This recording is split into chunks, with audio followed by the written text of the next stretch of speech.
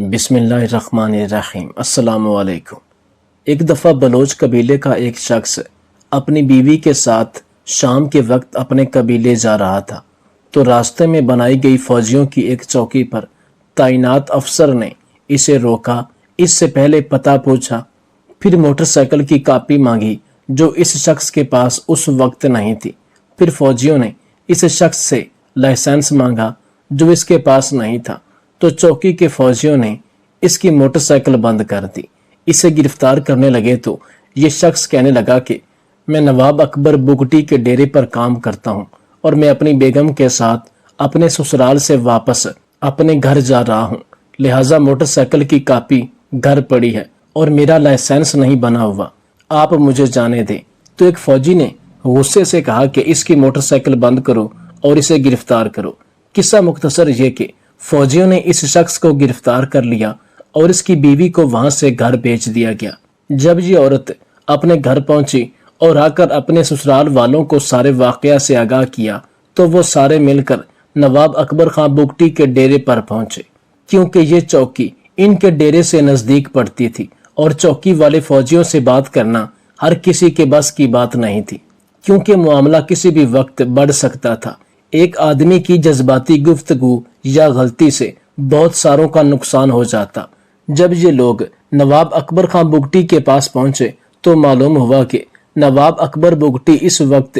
ڈیرے پر نہیں ہے، وہ کسی ضروری کام سے خوزدار گئے ہوئے تھے لیکن واپس آ رہے ہیں، ان کو مزید 2 سے 3 گھنٹے لگ سکتے ہیں۔ خیر، انہوں نے فون پر بگٹی صاحب سے رابطہ کیا اور انہیں سارے واقعہ سے آگاہ کیا۔ نواب اکبر بگٹی نے اپنے ڈیرے کے ایک شخص اکرام اللہ بلوچ سے کہا کہ تم چوکی پر جا کر اس شخص کی ضمانت دے کر اور کاپی دے کر موٹر سائیکل لے آؤ اور اسے رہا کرواؤ۔ جب اکرام اللہ بلوچ چوکی پر پہنچا تو جس افسر کے حکم پر اس بلوچ کو گرفتار کیا گیا تھا وہ چوکی پر اس وقت نہ تھا اور دوسرے فوجیوں نے اس بلوچ کو رہا کرنے اور موٹر سائیکل کو چھوڑنے سے معذرت کر لی۔ جب اکرام اللہ بلوچ نے سارے واقعات سے نواب اکبر بگٹی کو آگاہ کیا کہ اس طرح بڑا فوجی افسر اس وقت چوکی پر موجود نہیں ہے اور باقی فوجی نہ اس کو چھوڑنے پر رضامند ہیں اور نہ موٹر سائیکل دے رہے ہیں،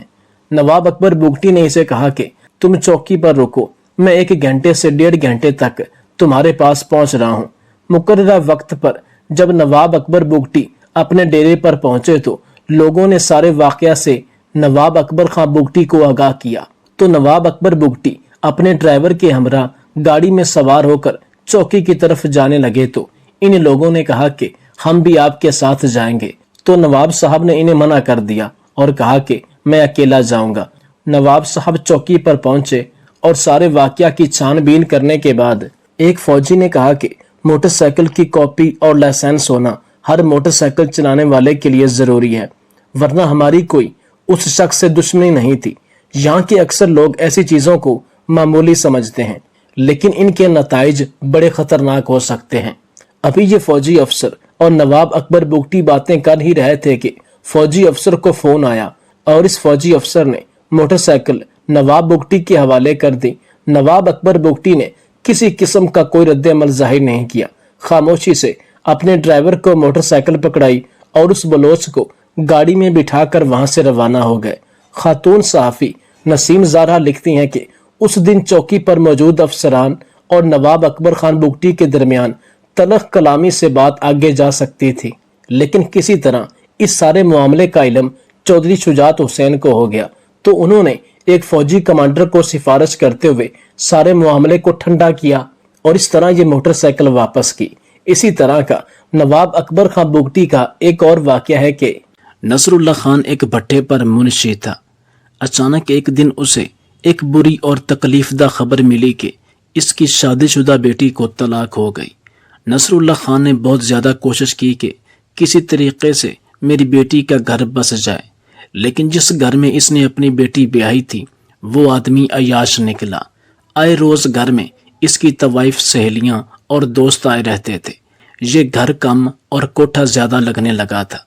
یہ بات اس کی بیوی کو گوارا نہ تھی، کافی دن برداشت کیا، لیکن لمبے جھگڑے کے بعد آخر ایک دن اس عیاش آدمی جس کا نام ذاکر بلوچ تھا، اس نے منشی نصر اللہ خان کی بیٹی کو طلاق دے دی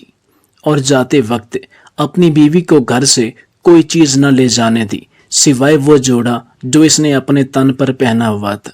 جب نصر اللہ خان کی بیٹی کا گھر بسنے کا کوئی جواز نہ رہا تو ایک دن یہ اپنے چند عزیزوں کے ساتھ اپنے داماد کے گھر گیا اور اسے کہا کہ تم نے میری بیٹی کو طلاق دے دی ہے، لہٰذا میری بیٹی کا سامان 4 تولہ سونا اور جو ہم نے اپنی بیٹی کو ایک بھینس دی تھی وہ ہمیں واپس کر دو۔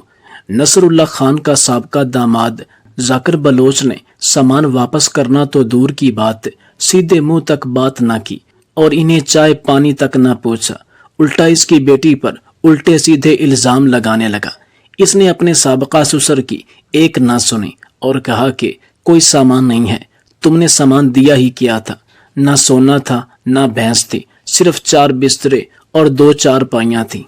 اگر تم اپنے 4 بسترے اور 2 چارپائیاں لے جانا چاہتے ہو تو وہ لے جا سکتے ہو، اس کے علاوہ میرے پاس کچھ نہیں۔ نصر اللہ خان نے اس کی منت سماجت کی کہ میں غریب آدمی ہوں، میں نے اپنی بیٹی کی کہیں اور شادی کرنی ہے، لہٰذا یہی سامان میں اس کو دے دوں گا، میرے حال پر رحم کرو۔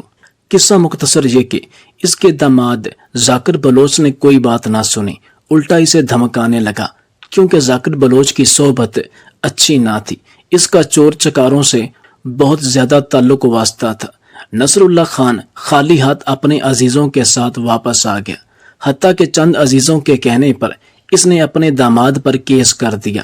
کیس عدالت میں چلا اور پہلی ہی پیشی پر ذاکر بلوچ نے پہلے پولیس کو اور پھر بعد میں اپنی طرح کے چند عیاش گنڈوں کو اپنے سسر کے گھر بھیجا کہ تم کیس واپس لے لو ورنہ ہم تمہیں قتل کر دیں گے اور تمہاری بیٹیوں کو اغوا کر لیں گے۔ نصر اللہ خان ایک غریب آدمی تھا، اس نے اپنی اور اپنی بیٹیوں کی عافیت جانتے ہوئے کیس واپس لے لیا۔ جس بٹھے پر یہ کام کرتا تھا وہاں پر ایک ڈرائیور تھا جو بٹھے کی اینٹیں اور ریت وغیرہ لے کر آتا جاتا تھا۔ اس کا ایک عزیز اکبر خان بگٹی کا ڈرائیور رہ چکا تھا۔ بٹھے پر کام کرنے والے اس ڈرائیور نے ایک دن جب منشی نصر اللہ خان کو بٹھے پر روتے ہوئے دیکھا تو اسے کہا کہ تم پریشان نہ ہو،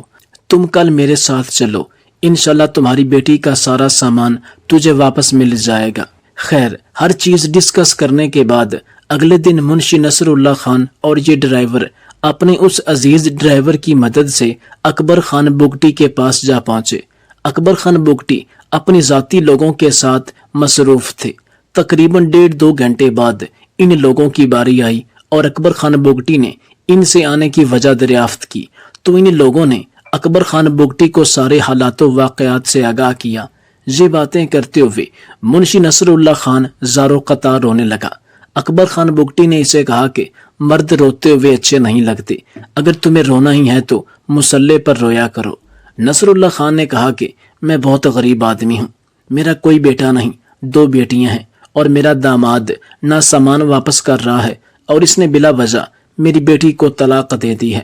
اور اب مجبوراً اس نے مجھے دھمکی دے کر کیس بھی واپس دلوا دیا ہے۔ اکبر خان بگٹی نے اس کے داماد کا سارا بایو ڈیٹا لیا اور اسے کہا کہ 2 دن میں کسی ضروری کام سے بلوچستان سے باہر جا رہا ہوں، 2 دنوں کے بعد اگر اللہ نے چاہا تو تمہاری بیٹی کا سامان واپس آ جائے گا۔ خیر، نصر اللہ خان اس ڈرائیور کے ساتھ واپس آ گیا۔ 2 دن کے بعد نواب اکبر خان بگٹی منشی نصر اللہ خان کے داماد ذاکر بلوچ کے گھر خود گیا اور نصر اللہ خان کی بتائی ہوئی ہر ایک بات اس کے گوش گزار کی اور اس سے کہا کہ تم اس کی بیٹی کا سونا، بھینس اور دیگر جہیز کا سامان ایک دن کے اندر اس کے گھر پہنچا دو۔ ذاکر بلوچ نے نواب اکبر خان بگٹی کے پیروں کو پکڑ لیا کہ سونا میں کھا چکا ہوں، بھینس میں بیچ چکا ہوں، سامان ہے وہ آ کر لے جائیں۔ نواب اکبر خان بگٹی نے کہا کہ جہاں سے مرضی پیدا کرو، سونا بھی پورا کرو، بھینس بھی پوری کرو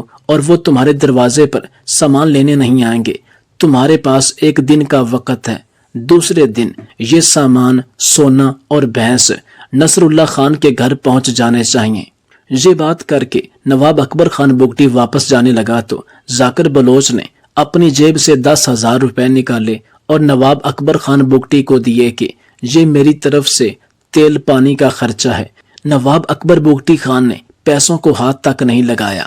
اور کہا کہ تیل پانی کے لیے میں کسی اور سے مانگتا ہوں اور وہ مجھے وافر ادا کرتا ہے، ویسے بھی یہ پیسہ میں تو کیا تم کسی خیرات میں فقیر کو بھی دو گے تو بھی حرام ہی رہے گا، جن کا حق ہے ان کے گھر تک ہر چیز پہنچا دو۔ یہ کہہ کر نواب اکبر بگٹی خان واپس آ گئے۔ ذاکر بلوچ نے اپنے جاننے والے چند بڑے لوگوں سے رابطہ کیا اور نواب اکبر خان بگٹی کو سفارش لگوائی کہ میرے پاس سونا اور بھینس خریدنے کے پیسے نہیں ہیں، میں تو پہلے ہی بہت زیادہ مقروض ہوں۔ خیر، ذاکر بلوچ کے سفارشیوں کے کہنے پر نواب اکبر خان بگٹی نے اسے کہا کہ تم 6 ماہ میرے پاس کام کرو، میں تمہارا سامان، سونا، بھینس سب اپنی طرف سے نصر اللہ خان کو دے دیتا ہوں۔ قصہ مختصر یہ کہ نواب اکبر نے کسی کی سفارش قبول نہ کی، حالانکہ ذاکر بلوچ نے خزدار کے ایک بہت بڑے بلوچ کی بھی سفارش کروائی، لیکن وہ بھی بے سود رہی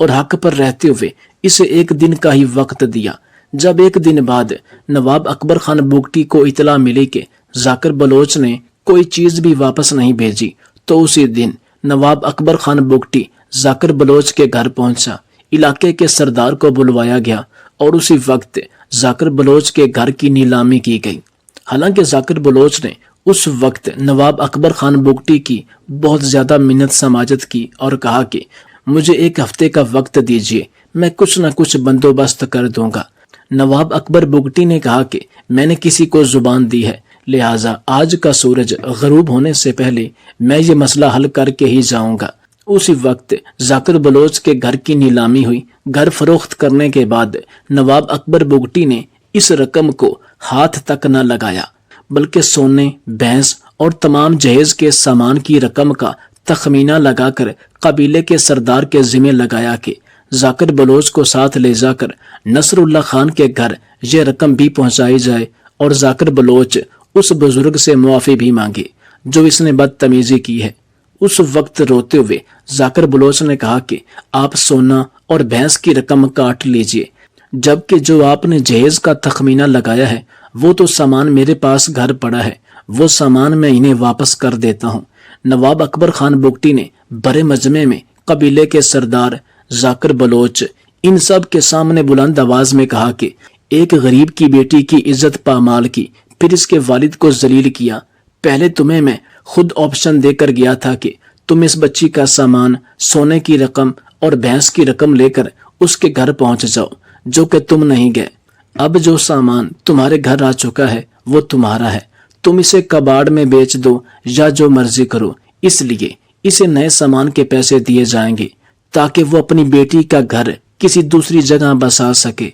پھر نواب اکبر خان بگٹی نے تاریخی جملے کہے کہ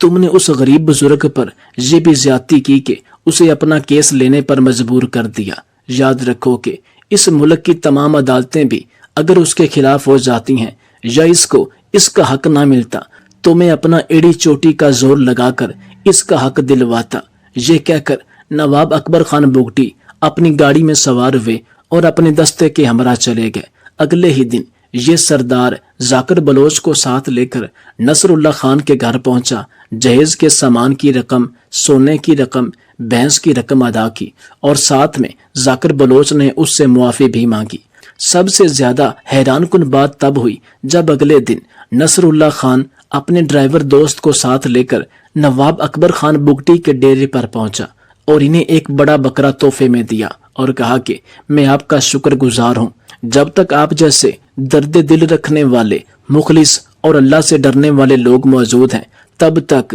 کوئی بڑا کسی کمزور کے ساتھ زیادتی نہیں کرے گا۔ یہ بکرا میں مجبوری میں نہیں اپنی خوشی سے آپ کو دے رہا ہوں، اسے قبول کیجئے۔ نواب اکبر خان بگٹی نے کہا کہ بکرا تو دور کی بات، آپ کو شکریہ ادا کرنے کے لیے بھی آنے کی ضرورت نہیں تھی، آپ وہیں بیٹھ کر میرے حق میں دعا کر دیتے، یہ میرے لیے اس دنیا اور آخرت دونوں جہانوں میں سب سے افضل تھا۔ میں یہ بکرا کسی قیمت پر نہیں رکھ سکتا، میں نے تم پر کوئی احسان نہیں کیا، تمہیں تمہارا حق دلوایا ہے اور یہ مجھ پر فرض تھا۔